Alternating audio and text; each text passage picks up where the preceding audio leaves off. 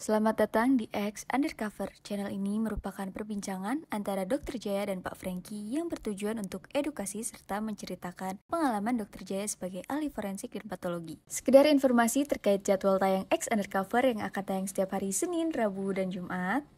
Maka dari itu, untuk mendukung channel ini agar selalu memberikan tayangan yang informatif dan edukatif, kalian bisa dukung kami dengan cara like, comment, subscribe, dan share.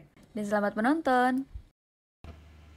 Satu hal yang mesti diajari sama anak, kalau kita mau punya anak berhasil, dia harus berani mencoba dan berani jatuh.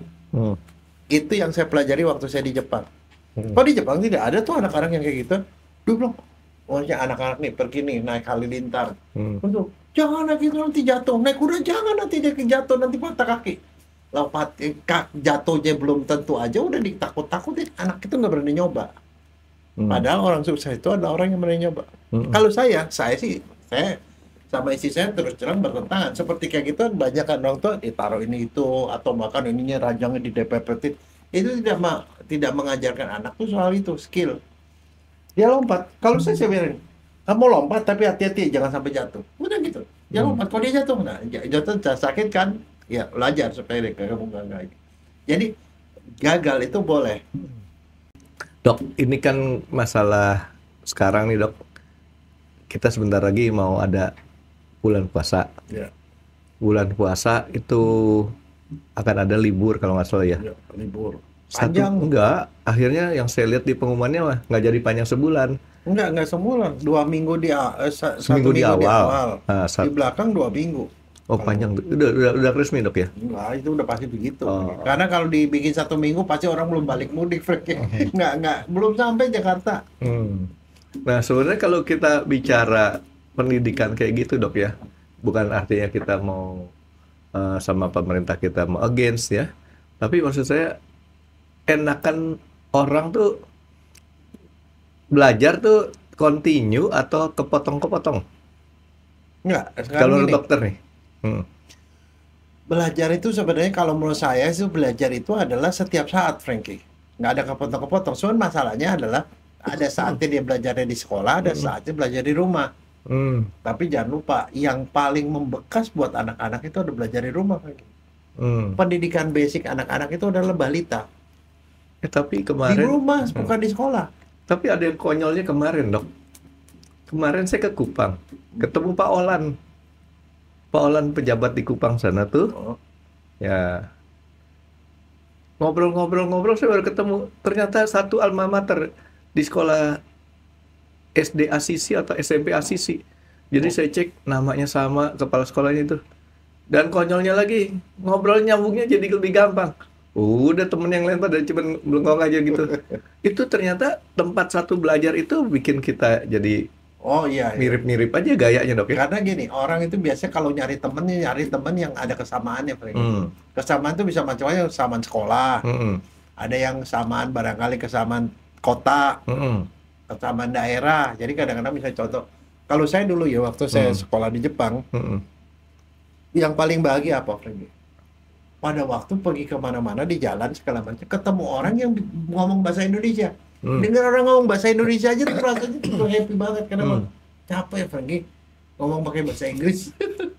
ngomong pakai bahasa Jepang capek loh. Saya pikir dokter ngomong pakai bahasa Jepang. Enggak, kebanyakan bahasa Inggris.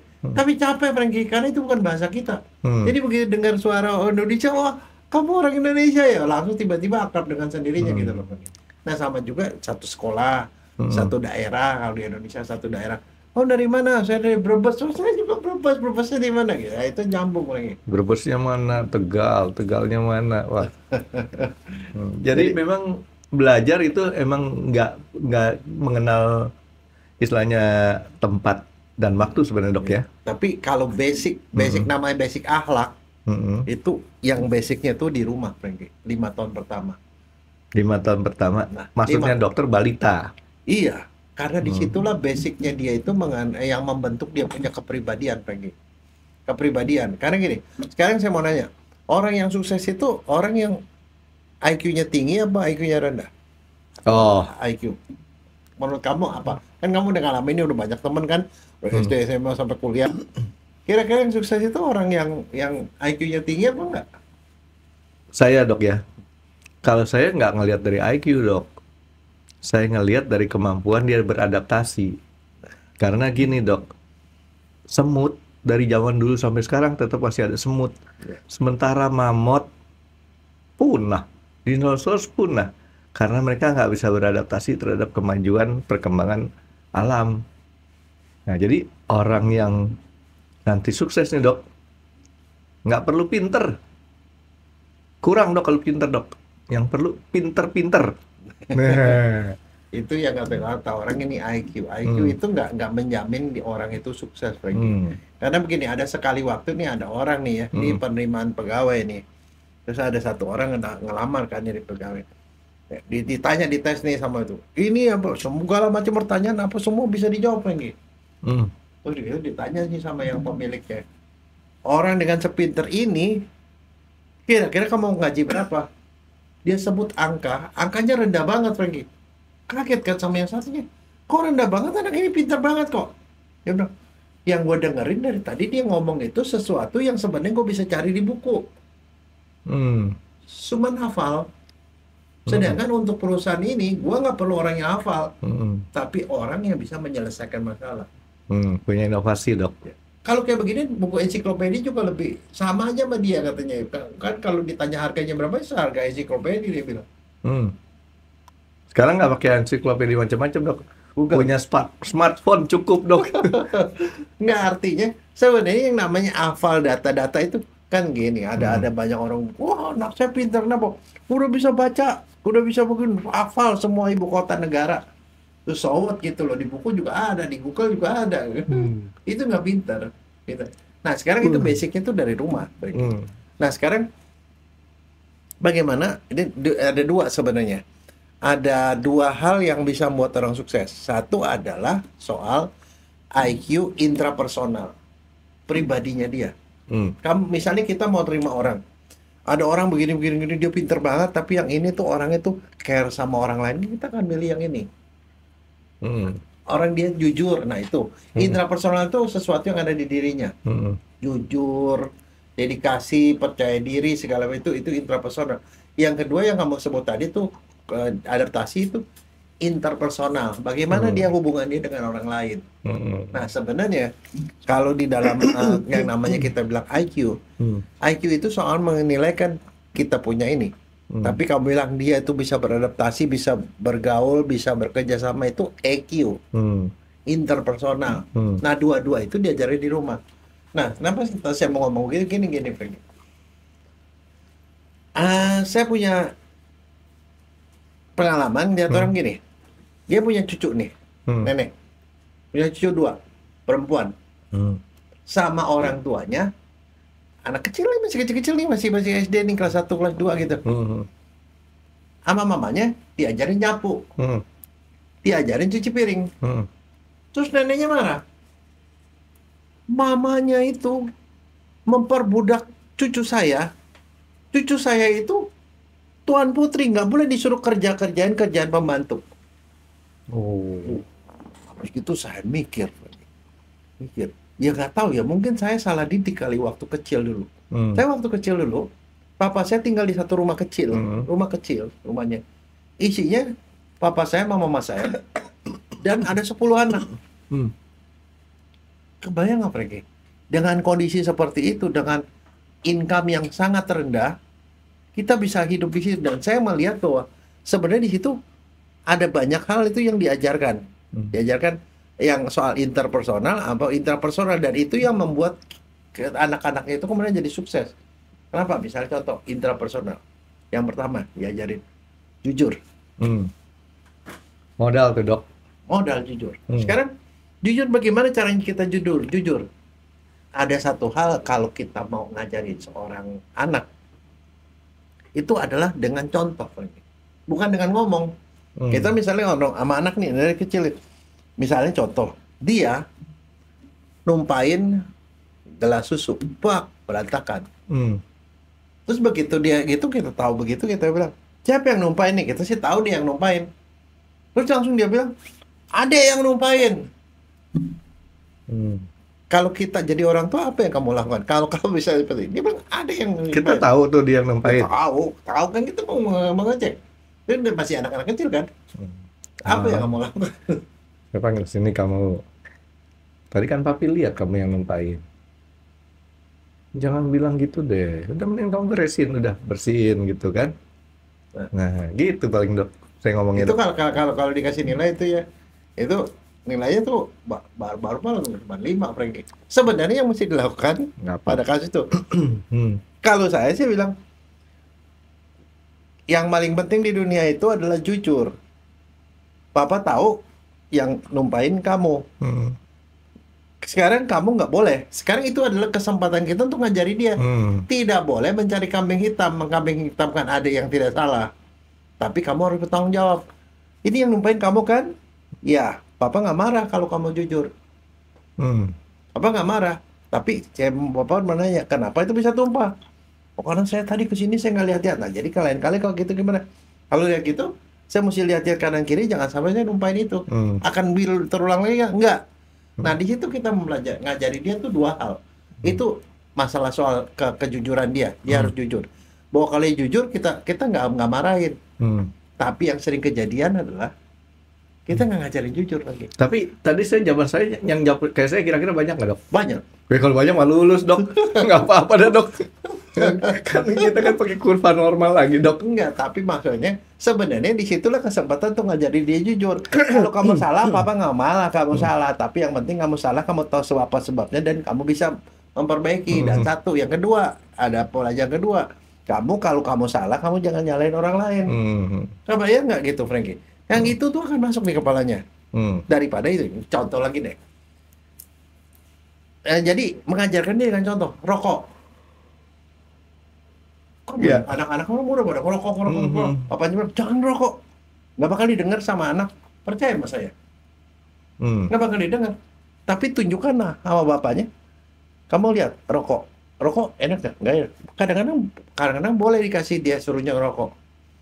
Dia ngerokok. Enak nggak? Nggak enak. Udah, makanya jangan rokok. Papa jangan ngerokok. Nah, itu nggak jadi contoh. Akhirnya, percaya nggak? Anak itu akan seperti itu. Itu mengajarkan dia punya akhlak. Kayak gini. Kadang-kadang misalnya kita bilang, kamu harus jujur. Begitu sekali waktu, ada telepon masuk. Lihat, anaknya lihat. Ini Pak. Udah dia gimana? Jadi jawab aja lo. Papa nggak ada. Atau ada orang yang nyari bilang Papa nggak ada. Itu kan kita ngajarin dia nggak jujur. Padahal sebenarnya kita bilang harus jujur kan. Itu jujur, satu. Yang kedua, itu masalah disiplin. Itu dididik di rumah, bukan di sekolah. Disiplin. Bangun tidur, orang tidur sebelum tidur, bangun tidur, anak langsung lompat ya pergi ke sana, dia tinggalin dia semua. Bagaimana ngajarin disiplin? Kan? Sekarang kalau anak bangun tidur yang pertama dikerjain apa Dok? Lihat handphone. Iya, lihat handphone. Tapi nggak ada masalah. Tapi begitu dia itu sebelum dia pergi, beresin tempat tidur, beresin dia punya selimut, beresin dah. Tuh. Dia habis mandi, baju lempar ke sana. Kan ada tempat baju kotor. Ambil situ, taruh di situ. Ada misalnya dia berantakin kotoran. Itu kan sehari-hari di rumah. Disiplin. Itu caranya ditunjukin. Nah, sekarang apalagi yang mesti diajarin sama dia? Dia harus diajari bahwa dia itu bisa gagal. Kenapa? Karena begini, saya nggak tahu ya, tapi kamu punya pengalaman nggak? Anak saya atau cucu saya sama lah, ini ranjang, sini ranjang. Masih kecil, masih 2-3 tahun, dia lompat, lompat. Apa yang dilakukan orang tua? Kalau kamu jadi orang tua, dia lompat. Kamu larang, kamu omelin atau kamu apain? Di antara 2 tempat tidur? Jarang segini 1 meter lah. Saya suruh di tengahnya dikasih kasur lagi Dok. Buat apa? Kalau dia jatuh tengahnya aman. Serius bener-bener. Itu yang kamu lakukan? Iya, jadi saya liatin nih, kamu loncat hati-hati itu banyak ini panggil suruh taruh dia kasur tengah-tengahnya. Jadi kalau dia lompat nggak nyampe jatuh itu aman. Tahu nggak? Sebagian besar orang tua nggak begitu. Jangan lompat-lompat nanti jatuh. pasti jatuh mah. Enggak, itu yang dilakukan Franky. Udah gitu apa? Jangan lompat-lompat. Itu yang dilakukan orang tua. Itu namanya protek. Akibatnya apa? Kalau anak dibilang lompat-lompat gak boleh, akibatnya apa? Anak itu tidak akan mau lompat, Franky. Takut dia lompat. Nanti di sekolah kalau dia olahraga itu lompat dia kagak mau, Franky. Karena udah ajaran udah melekat di sini bahwa gue nggak boleh lompat. Gue lompat gue bahaya. Nah, satu hal yang mesti diajari sama anak. Kalau kita mau punya anak berhasil, dia harus berani mencoba dan berani jatuh. Itu yang saya pelajari waktu saya di Jepang. Kalau di Jepang tidak ada tuh anak-anak yang kayak gitu. Dulu maksudnya anak-anak nih pergi nih naik halilintar. Untuk jangan naik itu nanti jatuh. Naik kuda jangan nanti dia jatuh nanti patah kaki. Lompat jatuhnya belum tentu aja udah ditakut-takutin. Anak itu nggak berani nyoba. Padahal orang sukses itu ada orang yang berani nyoba. Kalau saya sama istri saya terus terang bertentangan. Seperti kayak gitu banyak kan orang tua ditaruh ini itu atau bahkan ininya rajangnya di DPPT. Itu tidak mengajarkan anak tuh soal itu skill. Dia lompat. Kalau saya bilang kamu lompat tapi hati-hati jangan sampai jatuh. Udah gitu. Dia lompat. Kalau dia jatuh, nah jatuh sakit kan? Ya belajar supaya kamu nggak. Jadi gagal itu boleh. Karena kalau dia gagal salah nggak apa-apa. Misalnya contoh gini deh, kamu punya anak kan, pada sekolah kan, tiba-tiba nih dapat nilai nih. Nangis dia kalau nilai jelek dok. Nah jelek, dia nangis. Terus yang kamu lakukan apa? Yang kenyataan dia nangis karena dia udah tahu nilai jelek diomelin sama orang tuanya mungkin, atau dia kecewa sendiri. Wah kok udah gue jelek gitu. Kalau dia nangis dok, ini anak yang perempuan kerjanya kayak gitu tuh. Dia nangis. Saya ketawain, gitu aja nangis. Tidak mendidik lagi. Emang saya nggak didik. Kalau saya nih, dia jelek begitu, jelek gitu. Oke, nggak apa-apa. Kamu udah berusaha. Nah, kalau menurut kamu, oke, jelek begini kenapa? Terus dia menganalisis kenapa dia jelek. Dia bilang saya jelek karena saya nggak belajar. Oke, kamu supaya mau dapat begini lagi, apa mau dapat nilai lebih bagus besoknya? Mau bagus. Jadi caranya apa? Saya belajar lebih banyak. Udah kerjain. Artinya orang jalan nggak gajian diomelin. Nah, pernah dengar baca atau nonton lah film si Shinchan atau si ini siapa? Osin. Wah, bukan si Nobita. Oh, kalau nilai jelek, ulangannya diumpetin, dibakar, diapain? Ya karena kenapa? Karena nilai jelek diomelin. Nilai jelek diomelin. Padahal anak itu yang diperlukan adalah lo nilai jelek nggak apa-apa. Tapi lo tahu nggak kenapa lo nilai jelek? Nah, kalau saya sih lebih menunjukin gini. Ini deh, kalau misalnya nilai jelek, lihatin tuh. Itu ada orang itu yang kerjanya kayak gitu, jadi tukang parkir gitu. Oh, mau jadi tukang parkir gitu. Dapatnya dapat 5.000. Enggak lah. Mau jadi apa? Mau jadi gitu. Nah, itu tukang parkir kan mau belajar malas. Nilainya jelek ke sekolah. Mau nggak seperti itu? Nggak mau. Makanya kamu harus belajar. Bagaimana caranya? Kamu belajar lebih keras lagi. Kamu pasti bisa. Nah, ngomong hal yang positif ke anak bahwa dia pasti bisa. Lo gagal sekarang nggak apa-apa. Lo berusaha lagi. Lo tahu apa sebabnya lo gagal. Nah, kalau itu diajarin, masukkan di kepala. So begini, Franky. Dunia itu tidak pernah namanya orang nggak bisa jatuh. Banyak orang tua tuh tidak mau anaknya jatuh karena terlalu overprotected sama anak. Anak misalnya. Dia mau usaha. Minta duit sama orang tua. Kasih orang tuanya. Gagal. Overprotect, kasih lagi, tapi tidak pernah ada evaluasi. Dia evaluasi, kasih tahu kamu gagal begini kenapa, kira-kira apa yang bisa ditarik pelajaran dari itu. Next time kamu nggak boleh begitu. Oke. Gitu. Nah itu kalau di Jepang itu makanya saya bilang kalau anak kecil tuh dikasih boneka Daruma, boneka yang lonjong itu bentuknya orang, dia gini dia balik lagi. Orang Jepang dia jatuh nggak diomelin. Kalau orang Indonesia anak kecil jatuh terus nangis, lecet kakinya. Apa yang dia lakukan? Lantainya dipukul sama orang tuanya. Lakal ya, bikin kamu luka. Aduh anak mami gitu. Artinya apa? Dia mengajarkan bahwa gagal itu salah. Padahal enggak. Jatuh. Kenapa kamu jatuh? Karena ini licin. Kenapa? Ada air. Kalau ada air makanya jangan diinjak. Kan begitu. Ya kan? Gagal nggak apa-apa. Bangun lagi. Gagal nggak apa-apa. Bangun lagi. Nah orang yang nggak punya keteguhan hati untuk berani gagal itu nggak bisa sukses, Franky. Kan artinya kita mesti ngajari. Jadi saya sih senang sama salah cucu saya sama orang tuanya ada pergi naik apa perempuan nih, pergi ke tempat mainan anak-anak lah, Disneyland segala macam, diajakin naik halilintar yang begitu yang bikin pusing itu. Wah, anaknya happy, senang lagi. Wah, aku berani, nggak ada takutnya sama sekali. Naik kuda, kalau jatuh nggak apa-apa jatuh, naik sepeda nggak apa-apa jatuh, karena dengan cara seperti itu dia tuh punya keberanian. Kebayang nggak kalau kamu punya anak laki-laki misalnya, mau ini, aduh nggak bisa, gini, dia nggak berani mencoba. Nah itu kan dididik dari rumah. Tapi kalau saya sih mengadaptasi cara orang-orang bule mendidik anak, Dok. Jadi kayak tadi ya, apa yang si bule-bule itu kerjain, dia tuh selalu memitigasi resiko. Yaitu dengan cara dia resikonya udah harus di manage dulu nih, Dok. Jadi kayak tadi deh main loncat-loncatan, supaya dia aman taruh tengah-tengahnya. Dan anak-anak itu contoh lain haknya, Dok ya. Misalkan kita, anak-anak saya, Dok, waktu kecil itu kan saya suruh belajar sampai banyak. Belajar, termasuk belajar skating. Orang lain mungkin belajar skating atau belajar sepeda. Ya belajar aja. Kalau anak-anak saya itu saya modalin sampai elbow protector, ini protektor, pakai helm, naik sepeda.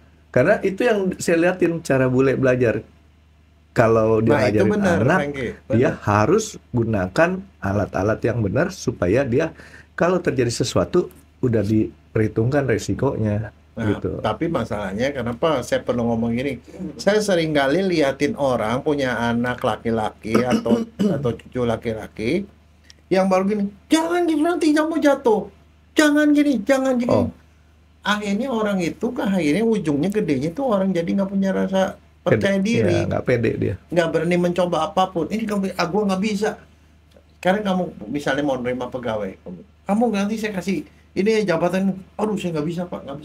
Atau kamu sedang sama orang yang bilang, iya pak, saya memang belum menguasai gitu, tapi kalau saya belajar saya yakin bisa. Oke, kalau saya pegawai nih, Dok ya, kalau cari temen lah, temen kerja ya, saya jelasin kayak gini nih. Kadang-kadang pemahaman dia masih terlalu jauh. Jadi dia belum tahu, oh kayak gini saya nggak berani pak, atau saya nggak gini. Tapi saya jelasin lagi sampai sejelas-jelasnya supaya dia paham. Kalau dia paham, udah dia paham juga masih enggak itu, ya udah kita berarti nggak pakai dia sebagai partner tapi kita. Kan kita akan pasti nerima orang yang bilang, iya Pak, saya masih paham sedikit-sedikit, tapi saya orangnya suka belajar. Saya akan belajar itu dan saya yakin saya itu bisa. lebih penting. Nah, yang itu kan nggak lahir dengan tiba-tiba, Frank. Itu dari rumah. Dari dia cara dididiknya dulu. Iya. Banyak sih Pak, Dok, yang orang-orang tuh bilang ke saya, ini saya nggak bisa. Coba, nggak bisa. Ya nggak bisa, udah di sini. Iya. Sini nggak bisa.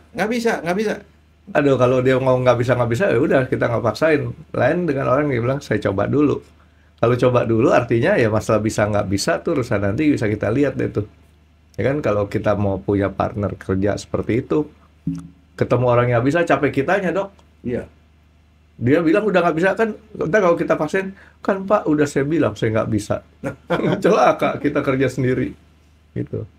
Ya. Nah, nggak gampang nyerah, Franky. Nggak gampang nyerah itu dilakukan dari sejak rumah. Misalnya dia lakukan sesuatu gagal gitu, oke kamu gini, oke sekarang dibantu pelan-pelan terus kemudian dilepas sampai dia bisa. Nah orang-orang yang seperti itulah yang akan jadi nanti orang-orang yang akan sukses. Karena dia nggak gampang runtuh di tengah jalan. Kan kalau generasi sekarang ini gini, Franky ya, saya banyak lihat tuh banyak orang yang membina bisnis dari kecil sampai besar. Begitu generasi kedua mulai rada kendor tuh, Franky. Biasanya bisnis yang besar itu diturunkan pada generasi kedua. Generasi kedua itu hidup dididik oleh orang tua yang dulunya susah. Dia susah hidupnya, sengsara segini-gini, maka dia tidak mau anaknya susah.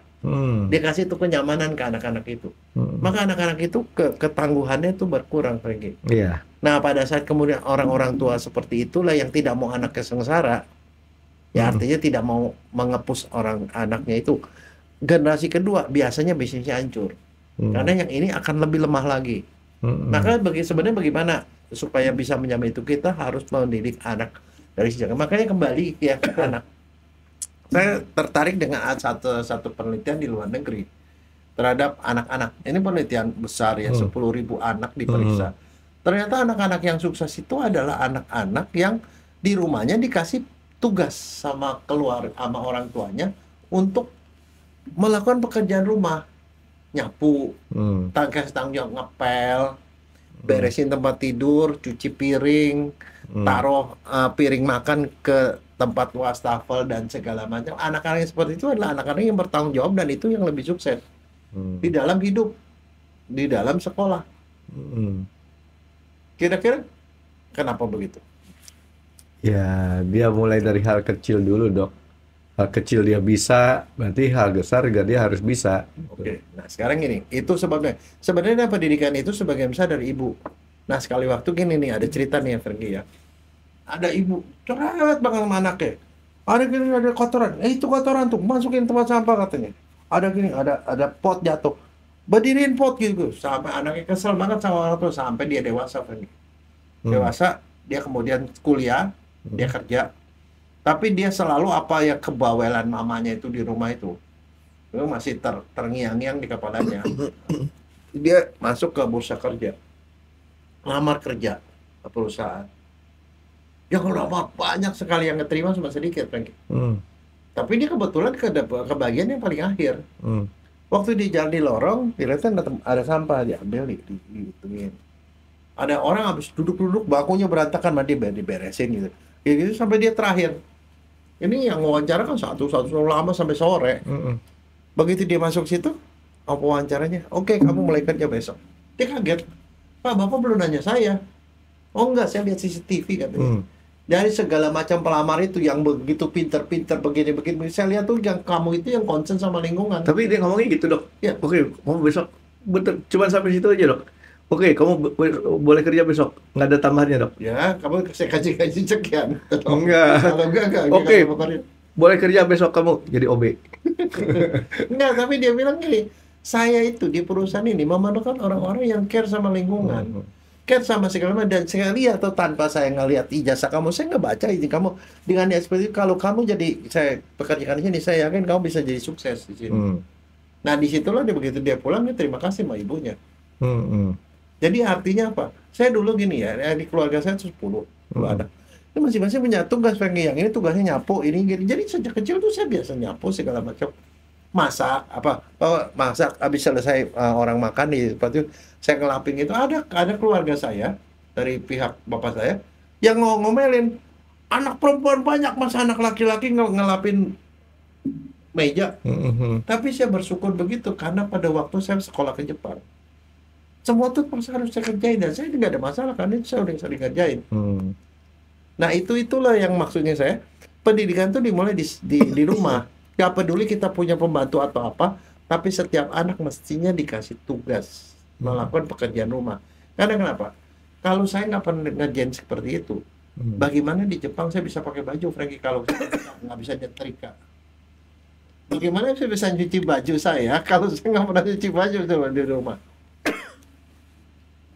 Tempat saya tinggal, kan saya mesti beresin sendiri. Saya mesti nyapu, mesti ngepel. Saya mesti cuci baju, saya mesti nyerika baju segala macam. Dan saya merasa bersyukur dari ada satu ya pengalaman ini, anak-anak saya kan ada 3. Anak saya yang paling kecil itu laki. Ya anak mami lah. Nggak pernah dikasih kerjaan macam-macam mamanya. Tapi kemudian begitu dia kuliah di Bandung, istri saya khawatir sekali. Ini jangan-jangan anak ini nggak bisa ngapa-ngapain. Kan di rumah nggak begitu. Saya bilang nggak apa-apa. Semua orang tuh nanti belajar itu pasti ada di luar. Kita sewain tempat kos segala macam. Ya kita kasih tahu lah. Pokoknya itu semua bagus, ini Dok. sejak saat ini kamu mesti kerja sendiri. Begitu dia lulus dari Bandung, balik ke Jakarta, dia udah jadi mandiri, Frankie. Saya sendiri juga terus terang, saya bisa masak itu waktu saya di Jepang. Terpaksa, karena kenapa? Tapi saya bisa banyak melakukan segala macam karena waktu di rumah saya kerjain itu gitu. Nah, jadi orang tua pada saat kita berhasil, kita tuh nggak boleh membuat anak itu menjadi orang yang manja, tidak punya tanggung jawab. Tanggung jawab tuh di rumah. Tanggung jawab yang kecil-kecil lah. Beresin tempat tidur sendiri. Beresin baju kotor, taruh ke tempat kotor. buang sampah. Sekali-kali suruhlah dia buang sampah, misalnya sampah taruh buang ke tempat ke depan supaya bisa diangkut. Jangan dia berantakan gitu. Karena itu kan pengaruh. Saya pernah pernah sekali waktu itu ada salah satu keluarga nih. Dia mau kawin pengen, ini perempuan nih. Mau kawin. Saya pergilah mewakili keluarga. Si yang mau kawin ini bawa kakaknya, kakak perempuan. Terus pergi kan istilahnya ketemu sama calon mertuanya lah di sana. Ya tinggal di rumahnya sana. Kan di situ kan orang mau pesta-pesta, ada masak lah apa segala macam. Nah, saking si anak yang mau kawin ini nggak pernah ngebantu-bantu di rumah, dia duduk aja situ. Terus kan ada tempat apa yang nggak beres segala macam. Terus ada saudaranya bilang, lu bantuin tuh lo, kan lo mesti kelihatan sama mertua lo kalau lo rajin gitu. Terus langsung dipanggil, Kak, tolong bantu cuci piring. Kakak cuci piring. Nah, kebayang nggak kalau kamu jadi calon mertuanya tuh gimana ngeliat kayak gitu? Ini nggak bisa apa-apa nih. Bukan nggak bisa apa-apa, juga nggak mau apa-apa, malah suruh kakaknya yang suruh ngebantuin calon mertuanya dia. Itu gimana dok ya kalau udah ngeliat kayak gitu dok ya? Artinya anaknya suka, kitanya nggak suka. Enggak, tapi maksudnya saya perilaku yang kita ajarin di rumah itu akan kebawa pada waktu dia kawin, pada waktu dia masuk ke rumah tangga orang. Nah, pada saat itu ya kelihatan lah itu. Nah, sekarang contoh nih, kadang-kadang orang suka terlambat begini. Dia ngajarin anaknya, kamu tuh sama saudara harus saling bantu dong. Nah, selalu ngomong gitu. Berhasil nggak? Sama saudara harus saling bantu. Harus bantu. Jadi kalau adik kamu kesusahan itu saudara kamu harus bantu. Karena papa mama kan nggak akan ada terus. Tapi kalian akan bersama terus. Berhasil nggak? Kayaknya sih benar tuh dok, omongan kayak gitu. Iya, tapi belum tentu berhasil. Caranya gimana Pak? Supaya dia saling bantu sama saudaranya. Iya, pertama mereka hidupnya mesti pada benar dulu. Kalau satu nggak beres, satu lagi benar, capek yang ngebantunya dok. Nah gini Franky. Ada satu, saya nonton ya video begini. Si bapak mau punya anak dua. Punya anak dua. Dia punya makanan itu dibawa sama dia, dikasih mamanya. Setelah mamanya makan, baru kue itu dikasih anaknya. Besoknya ada begitu, dia dapat kue, kasih mamanya. Baru setelah mamanya makan kue, dikasih kue, kasih anaknya ngeliatin aja. Dia mau kuenya itu, tapi diliatin papanya ngasih mamanya terus. Habis begitu sekali waktu udah gaya mama, papanya bilang, papanya kasih kue ke anaknya. Apa yang dilakukan anaknya? Anaknya masih 2 tahun. Kasih mamanya dulu. Kasih mamanya dulu, baru dikasih saudaranya. Ngerti nggak, Franky? Anak itu belajar dari apa yang kita lakukan, bukan apa yang kita omongkan. Kita nggak bisa ngomong sama anak kecil gitu. Nah, bagaimana caranya supaya saudara saling nolong? Kita punya anaknya 2 nih. Caranya saling nolong, kita mau kasih ke mereka dua barang, masing-masing 1. Kita kasih kakaknya. Ini kamu kasih adik kamu 1. Dia kasih adiknya. Begitu. Di kali lain kita punya barang, kasih adiknya. Ini kasih kakak kamu. Lebih manjur itu apa nggak manjur ngomongan? Ya ngasih contoh lah dok. Iya. Nah, sama juga kita kadang-kadang suka bilang ke orang, ke anak, itu kalau dia mah anaknya itu orangnya begini, suka gampang beramal gitu. Kalau ada duit, dia kasih misalnya orang yang tukang minta-minta misalnya, dia kasih begitu. Emang itu selalu otomatis begitu? Kagak, Franky. Caranya gimana? Sama kali ketemu gitu, orang tua kalau mau anaknya jadi dermawan gitu, dia ada duit, ini ada duit ini, kasih. Dia kasih, orang tua kasih contoh. Yang kedua, kasih duitnya ke anaknya, kamu kasih ke bapak itu. Percaya nggak, Franky? Kalau itu dilakukan, dia sampai dia sudah tua, dia jadi bos sekalipun, dia akan lakukan hal yang sama. Nah, kalau gitu sekalian saya mau nanya sama dokter nih dok. Kan tadi langsung membagi dok. Ini ada 3 buah apel sama ukuran, tidak ada pisau, dibagi kepada 2 orang ibu dan 2 orang anak. Gimana caranya supaya adil, Dok? Gimana? 3 buah apel ukurannya sama, tidak ada pisau, dibagi kepada 2 orang ibu dan 2 orang anak. Gimana caranya supaya adil? Nah, kan kasih contoh nih, Dok. Biar dokter buyar dulu pikirannya, Dok. Apelnya 3. Heeh. Apelnya 3. Apelnya 3. Kasih ke 2 orang ibu, 2 orang anak. Ya ibunya 1, anaknya 2, ya salah 1. Enggak, 2 ibu, 2 anak, Dok. Ya kan ini 2 ibu, 1 anak ibunya ini, yang 1 anak ibunya ini kan. Enggak. Itu benar 3, Dok. Karena mestinya ngomongnya gini, saya nggak harusnya begini-begini, tapi 2 orang ibu dan 2 orang anak. Jadi ada 1 nenek, 1 ibu, 1 anak. Oh. Jadi yang ini, ibu buat nenek ini, ibu buat si ibu. Ibu ini, ibu buat si ini. Nah, 2 orang anak, ini anaknya dari sini gitu. Jadi orangnya cuma 3, Dok. Oke, lanjut lagi, Dok, ya. Yang tadi cuma intermezzo. Ya enggak, maksudnya saya kayak gitu caranya. Karena nggak mungkin kita bilang kamu tuh harus ngasih gini. Misalnya contoh ya, soal hal kecil nih, Frank ya. Saya waktu dulu anak saya kecil, saya punya babysitter. Babysitter anak saya cuma masih SD lah, kelas 1 segala macam. Saya udah bilang begini sama dia, kamu harus turut sama Simba. Sebab Simba itu yang ngajari kamu nggak boleh kurang ajar sama dia. Dan Simbanya itu saya kasih kekuasaan untuk ngawasin anak-anak saya. Tapi sebagai saya ngawasin juga dia gitu ya. Sampai sekali waktu saya ngelihat anak saya kasar sama dia. Padahal saya udah ngomong nggak boleh kasar sama Simba.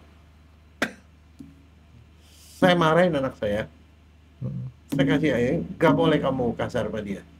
Saya kasih hukuman begitu saya tahu dia kasar. Masalahnya bukan apa.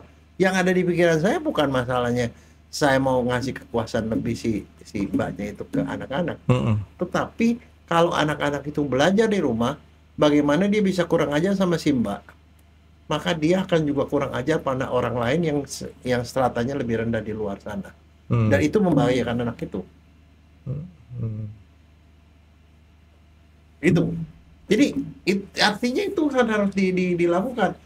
Sekali waktu anak saya ngomong sesuatu yang kurang baik ke ibunya, ke mamanya, di belakang, nggak di depan, nggak berbalik. Begitu saya tahu,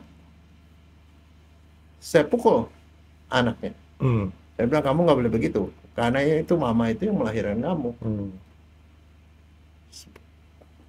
Itu nggak boleh terjadi, saya bilang. Tapi maksudnya kalau itu dilakukan secara konsisten, maka itu akan dibawa terus sampai dewasa, bahwa dia akan sayang sama ibunya.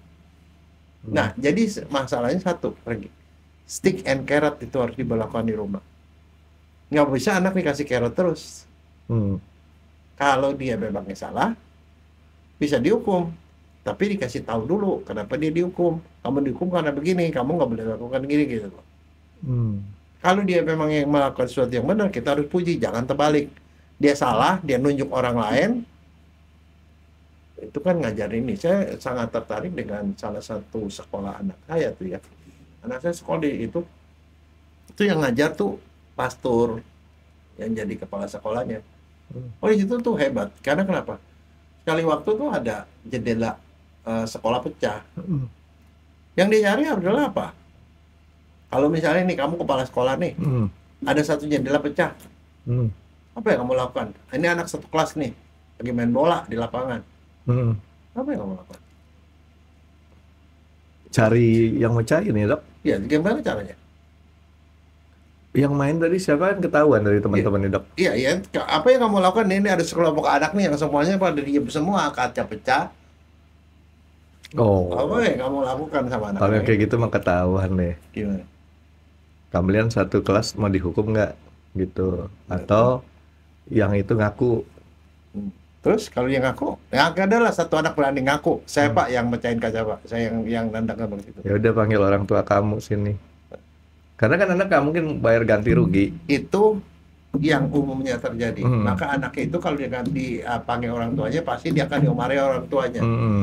Maka sekarang anak itu kedua kali melakukan hal yang sama. apa yang akan dilakukan sama anak itu? Dia tidak akan ngaku. Karena kamu mengajarkan bahwa kalau orang jujur pasti kena celaka. Pasti celaka. Karena dihukum 2 lagi, diomelin sama kepala sekolah, diomelin sama orang tua.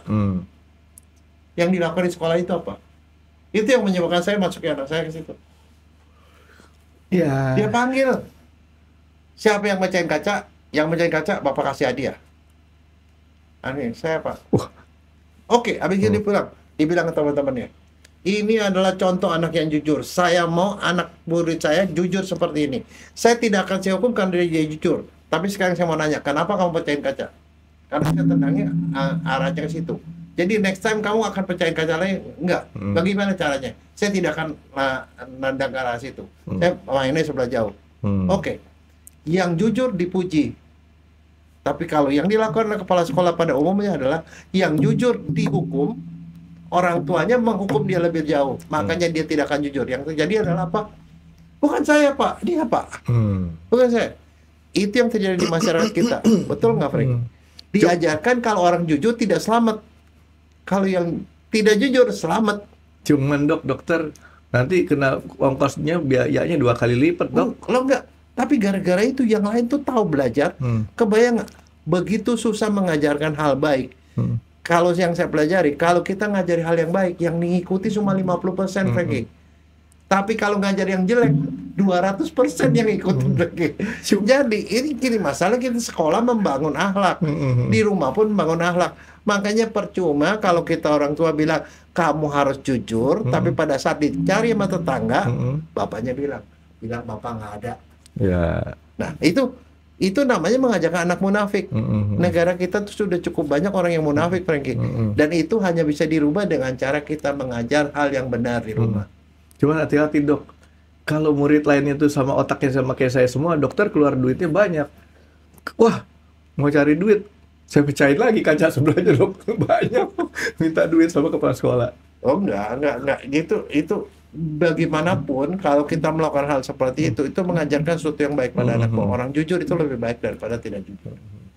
Oke, jadi ya itu sih ada benernya dok. Cuman artinya mesti kita antisipasi terhadap murid-murid lain yang pengen jujur. Enggak, Frankie. Ya? Kamu percayalah, di mana-mana tuh orang itu cuma mau keselamatan diri sendiri. Kalau dia tahu dia jujur, dia lebih selamat, dia akan jujur, Frankie. Mulainya dengan situasi yang terkecil. Di rumah, jangan pernah tidak jujur. Jadi, kalau misalnya anak bikin salah di rumah, jangan diomelin. Diajari dia berpikir bahwa ini kondisi seperti ini, kamu tahu apa sebabnya? Kalau gitu, sebagaimana caranya kamu akan lakukan itu lagi? Enggak, bagaimana caranya? Jadi dia lebih ke arah diajari problem solving, Frankie. Diajari bahwa jujur itu lebih selamat, bahwa problem solving seperti ini supaya dia nggak melakukan hal ini. Saya yakin kalau hal yang baik itu kita terus-terus akan ngikutin. Percaya sama saya. Ya jadi masuk ada benarnya sih dok. Cuman ya itu ya, kita kejujuran itu memang penting. 1, 2 yang tadi dokter bilang disiplin. Yang satu lagi yang saya supaya nggak salah tangkap nih orang-orang nih dok, bahwa kita harus bisa ngehargain orang, maksudnya dokter kan dok ya. Jadi orang lain siapapun, misalnya contoh juru parkir ataupun OB gitu ya. Buat saya mungkin saja dia jadi juru parkir itu udah suatu hal yang baik. Karena sebelumnya dia jobless, nggak kerja. Jadi office boy itu juga suatu pekerjaan yang baik menurut saya, karena siapa tahu istilahnya memang mohon maaf artinya saat itu dia mampunya dapatnya di situ gitu kan ya. Apapun itu kalau kita tekunin nanti dapatnya juga pelajaran yang bagus buat hidup kan dok ya. Nah tapi balik lagi kepada yang tadi dokter bilang, banyak orang yang nggak jujur karena ketakutan terhadap hukuman. Sangat umum tuh dok. Iya, ya tapi itu mau diterus-terusin apa enggak? Karena negara jadi rusak itu sebenarnya gara-gara begituan, Frankie. Iya, cuman harus dipikirkan lagi bahwa ada efeknya nggak nih kalau misalkan kita memberikan satu reward terhadap orang yang jujur tapi salah, gitu ya. Mungkin ya contoh. Mungkin nggak reward kali, barangkali pujian. Dia bukan mendapat celaka dengan cara dia jujur. Iya, gitu. Iya. Artinya udah suatu keringanan dok ya, keringanan terhadap hukuman. Nggak boleh dihukum lagi. Sorry, Kalau saya ngomongin orang jujur nggak boleh dihukum, itu yang harus kita ajarkan, Ya, bukan kan dia orang yang harus tidak ganti jujur. dong, Dok. Dia Hah? punya kacanya. Masa nggak diganti kacanya? Lo enggak, kalau namanya kecelakaan tuh selalu terjadi, Frankie. Orang ada sesuatu itu yang namanya terjadi sesuatu merugikan, tetapi dia nggak salah. Kalau nggak salah nggak usah diituin. Itu kan karena kurang hati-hatian. Mendingan begitu daripada dia tidak main bola, Frankie. Nanti penyakit jantung. Oh, Nah iya, mendingan dia olahraga tetapi dia hati-hati daripada dia gara-gara takut dia begitu. Yang namanya kecelakaan itu harus terjadi. Nah kalau kita misalnya punya, kenapa dibikin kaca? Kalau takut celaka mau digantinya jadi besi aja, Frankie. Nggak apa-apa. kan kenyataan sekarang begitu, Dok. Sekolah Tapi gitu. jangan. Ini maksudnya kita nih, maksud saya gini, kita robahlah negara kita nih ya supaya jadi lebih baik dengan cara melakukan edukasi pada pada komunitas yang paling kecil, keluarga. Pada keluarga nanti meningkat ke sekolah, ke masyarakat, nanti akhirnya negara menjadi bagus gitu. Mulai dari yang kecil yang kita bisa, anak-anak sendiri. Tapi dokter tahu nggak kemarin pemain Persebaya ada yang meninggal saat main bola di lapangan, Dok? Iya. Jantung. Iya. Kenapa? Iya. Kata dokter kalau nggak main bola ntar penyakit jantung. Nah ini gara-gara penyakit jantungnya dia nggak urus. Enggak, tapi main lebih bola. banyak orang nggak gerak sakit jantung Iya. daripada orang main bola sakit jantung. Itu salahnya karena kalau main bola sakit jantung tuh nggak MCU, Frankie. MCU. Oke, nah Dok, ini sekarang saya mau tanya. Tadi kan dokter bilang ini 5 tahun pertama itu urusan rumah. Ya, soalnya itu membentuk dasar-dasar akhlak. Tadi yang tadi tuh intrapersonal. Kalau interpersonal tuh diajari dia bagaimana dia bisa bekerja sama Ini satu yang sama saya lain mau tuh. tanyakan adalah ini di kota-kota besar, Dok. Suami istri bekerja, anak nggak ada yang ngurus. Kadang-kadang kita belum tentu punya yang ngurusin di rumah itu sebaik dokter punya babysitter, Dok. Nah, kira-kira bagaimana kita mitigasi supaya babysitter itu melakukan hal yang harusnya memang dilakukan seperti orang tua kepada anak? Kalau saya sih prinsipnya cuma satu. Yang babysitter itu tetap adalah orang lain. Belum tentu dia akan melakukan itu sesuai dengan apa yang kita mau. Makanya tidak pernah boleh yang namanya anak dilepas sama babysitter. Babysitter itu harus diawasi. Sekarang dengan zaman era modern ya, pakai CCTV kita bisa ngawasi apa yang dilakukan babysitter. Yang kedua, kalau punya saudara yang kira-kira mungkin sudah sepuh atau mungkin masih punya waktu, suruh tinggal di rumah kita ngawasi si babysitter. Jadi dia ada pengawasan. Tanpa itu nggak bisa. Jadi monitoringnya tetap harus ketat, Dok ya. Karena kenapa? Kita nggak bisa nyaranin itu. Kalau saya sendiri dulu yang saya lakukan adalah begini, Frankie. Dia sekolah kan pagi, siang itu les. Les ini, les itu sampai anak saya tuh sempat komplain. Kok saya lesnya banyak? Masalahnya anak saya itu ya dua anak saya laki ya. Nggak pernah punya catatan, Frankie. Mungkin sama kayak kamu. Saya mau nyatet, Dok. Nggak pernah punya catatan, tapi ulangan sih bagus. Oke, udah kalau di rumah, udah pasti nggak bisa terkontrol kan, dia nonton TV lah apa segala macam. Yang dilakukan apa? Supaya dia efektif. PR-nya gua nggak tahu dikerjain apa nggak. Kalau efektif, jadi lesin. Dia sampai sore. Pada saat kita pulang, dia udah selesai. Nah, tapi jangan lupa begini. Ini satu masalah ya untuk kalau di kota-kota besar, dua orang tua tuh sibuk, soal bisa ketemu anak malam. Ada beberapa kondisi di mana orang tua tetap harus mendidik anak. Pendidik anak itu apa? Ada beberapa yang harus nggak boleh dihilangkan. Pertama, sediakan waktu ngobrol sama anak. Pada waktu menjelang tidur atau pada waktu mandi. Maka kalau saya bilang nih, kalau punya anak, memandikan itu sebaiknya orang tua memandikan anak. Memandikan anak. Kalau tidur, nemeni anak sampai dia tidur. Dan disitulah saatnya dia komunikasi dan mengajarkan hal-hal yang penting-penting buat anak. Karena kalau enggak, itu anak itu akan lepas kontrol. Karena begini, salah satu kejelekan kita, saya banyak punya teman ya, Frankie ya. Orang tuanya sukses, pendidikannya tinggi, bapak ibunya tinggi. Tapi anaknya dikasih ke pembantu. Kasih pembantu. Jadi anaknya itu tumbuh dengan mindset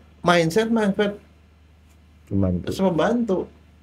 Beda sekali dengan di Jepang, Franky. Di Jepang itu namanya perempuan, setinggi apapun sekolahnya, mereka rata-rata kuliah. Begitu dia kawin, nggak boleh kerja sama suaminya. Jadi anak-anak diasuh oleh sarjana, Franky. Makanya mereka pinter. Maka di sini kita sering kali lihat misalnya orang bapaknya barangkali pinter, jabatan tinggi, profesor barangkali, tapi anaknya tuh mentalnya nggak begitu bagus. Karena kenapa? Karena didikannya salah.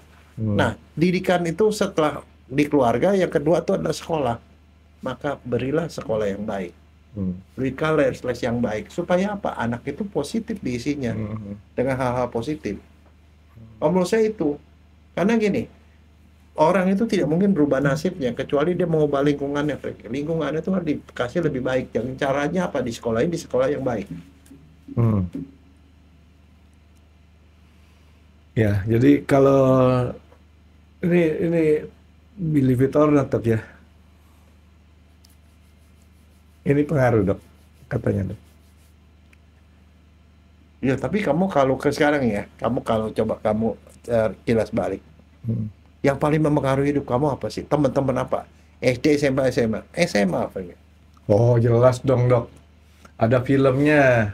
Gita Cinta dari SMA, nggak ada Gita Cinta dari SD. Enggak, makanya that's why. Sekarang kebayang nggak kalau misalnya kamu tuh sekolah di sekolah SMA yang jelek, yang anaknya pada ngerokokan semua, kamu nggak ngerokok, nggak mungkin lah di situ. Jadi sekolah itu menentukan, yang menentukan tuh SMA sama kuliah. Itu harus di tempat yang paling bagus, the best. Karena kenapa? Kalau dia di tempat the best, lingkungan anaknya itu akan menjadi lingkungan yang the best. Dia akan dapat jodohnya itu di SMA atau di kuliah. Kebanyakan. Ini kayaknya dokter Jaya curcol nih. Oh bukan, saya mah istri saya beda sekolahnya. Tapi maksudnya saya sendiri hidup di dalam lingkungan yang jelek, Franky. Terus terang, tempat saya hidup dulu itu di Tanah Tinggi, itu daerah narkoba, Franky. Sejak kecil saya udah sering lihat tuh orang di pinggir tuh di dekat rumah tuh ada jualan nasi uduk. Di situ orang nyuntik, kan. Udah setiap hari begitu. Kebayang nggak, Franky, kalau saya bergaulnya ke di situ? Pasti saya juga narkobaan, Franky. Jadi dokter Jaya tahu dong istilahnya ngegele, Dok, ya? Tahu. Nah, gara-gara gitu kan saya harus berpindah dong. Pindah ke sekolah SMP yang lebih bagus, ke SMA yang lebih bagus, kemudian sekolah di fakultas kedokteran yang terbagus. Ya teman-teman saya jadi dokter semua. Dari lingkungan yang jauh lebih bagus. Nah, itulah yang kemudian membentuk kita. Jadi artinya orang tua jangan lalai. Jadi jangan menghemat nih. Dengan cara memasukkan anak ke sekolah yang kurang bagus. Gitu. Kadang-kadang ya ini kebetulan kita ke tempat sekolah yang bagus nih, Dok. Tapi menurut saya nggak usah kecil hati juga orang-orang tua yang kebetulan memang berada di tempat yang misalkan agak jauh. Yang dimaksud dokter Jaya artinya terbaik di tempat lokal di situ kan, Dok? Iya. Bukan terbaik yang harus kita terlalu muluk-muluk nih, Dok. Nggak. Wah, kita terbaik di mana? Di Harvard. Wah, susah amat, Dok, gitu ya. Jadi artinya kalau kita di Indonesia, terbaik di Indonesia. Kalau kita terbaik di Brebes, ya terbaik di Brebes lah gitu, Dok, ya. Tapi begini, jangan lupa begini. Yang namanya gaulan itu akhirnya akan membuat kita tuh akan berteman dengan orang-orang tertentu. Katanya yang menentukan nasib kita itu 5 orang di sekitar kita yang paling dekat sama kita, Franky. 5 orang terdekat itu akan membawa kita kemana kita akan berada nantinya, one day. Istri saya, anak saya, nggak 2. teman. Teman, Dok, ya. Kan kalau kamu ngomong ini tadi, iya, kalau orang Chinese itu, saya, orang Chinese ya, dia bilang orang sukses itu ada 2, Franky. Ini namanya hoki, suratan takdir. Takdirnya Tuhan memang kamu akan sukses. Yang kedua hopeng, Franky, teman. Orang di sekitar kamu akan pengaruhi kamu. Misalnya contoh, kamu bergaul sama orang perokok. Kamu nggak ngerokok, percaya deh, one day kamu ngerokok sih. Teman kamu semuanya pengusaha di Tanah Abang. Pasti kalau kamu nggak punya usaha aja, one day teman kamu bilang, gue punya kios tuh, lo jaga di situ, lo kamu jadi pengusaha juga. Nah itu yang membuat orang sukses tuh 2 itu. Jadi artinya apa? Kita harus bisa bekerja sama dan bekerja sama dengan orang lain. Itu namanya EQ. Yang kamu bilang itu beradaptasi tuh EQ. Ya, karena itu lebih penting, Dok, ya, daripada betul IQ, Dok, ya. Nah, Dok, satu lagi, Dok, pertanyaan saya dok yang agak kurang umum. Kita bisa nggak sih kita punya kemampuan kecerdasan orang itu bertambah? Oh bisa, karena kecerdasan itu, Frankie, itu adalah seperti tabungan. Kamu tambah dikit-dikit lama-lama itu. Saya ingat tuh sama guru saya bilang, bagaimana caranya kita bisa makin pintar setiap hari? Dia bilang baca. Lalu di agama Islam kan ada ikro, katanya baca. Nah, kenapa? Dia bilang begini, profesor saya, kamu kan punya waktu 24 jam. 8 jam kamu kerja, 8 jam kamu tidur, ada 8 jam sisanya. Bisa nggak kamu sediain 1 jam untuk baca? Baca 1 jam setiap hari. Baca bukan suruh belajar ya. Kalau baca kamu bodoh aja, 30% masuk di kepala kamu. 1 tahun lagi kamu lebih pintar dari sekarang. Itu yang harus dilakukan. Jadi, artinya gini, setiap kali kita belajar, di otak kita tuh terbentuk jaras. Jaras tuh seperti kayak network. Jaras lama-lama tuh di itunya, wah, seperti kayak di Tokyo, Frankie, itu jalurnya banyak gitu. Itu orang pintar. Artinya dok, saya cuma mau nyampein kepada orang-orang dok ya, kita jangan selalu menganggap diri kita bodoh. Enggak. Karena artinya kalau kita mau ada usaha mau lebih pintar, itu bisa dengan cara belajar. Ini sama seperti otot sama otak sama, harus dilatih terus. Jadi suka nggak suka, Frankie, kalau kita mau jadi kayak gini, the leader is the reader. Itu ada istilah gitu. The leader is the reader. Kapan baca paling bagus? Kapan baca paling bagus? Saat badan kita seger. Pagi hari. Bangun tidur, baca 1 jam. Udah. Do it every day. Sampai sekarang dok? Ya. Saya punya perpustakaan sendiri di rumah. Saya baca tiap hari. Oh, saya bangun tidur nonton TV. Baca di TV lah dok. Oke, ya jadi terus kemudian dok, artinya kalau kita 5 tahun pertamanya itu membentuk dasar, setelah itu lingkungan yang membentuk kita dok ya. Jadi jangan sekolah. Tapi nanti yang harus diperhatikan, karena gini, kalau orang tua kan mau punya anak itu bisa berjodoh, punya anak segala macam, masukin ke sekolah yang bagus. Karena kenapa? Nanti pacarnya itu akan didapat di SMA dan di kuliah. Jadi kalau masuk di tempat yang jelek, ya ini akan jelek kontennya. Berarti paling enak punya anak perempuan dok, ya kan? Karena apa? Ya kalau dia mau dipanggil Bu Dokter kan nggak perlu jadi dokter, kawin sama dokter, dipanggilnya Bu Dokter juga tetap. Gitu. Tapi kalau laki-laki repot dok, tanggung jawabnya ngurusin diri sendiri, ngurusin orang tua. Ya, sekarang ini jadi masalah gini, Franky. Ada orang nih baru lulus nih dari ke fakultas kedokteran, cewek. Habis itu dia kawin.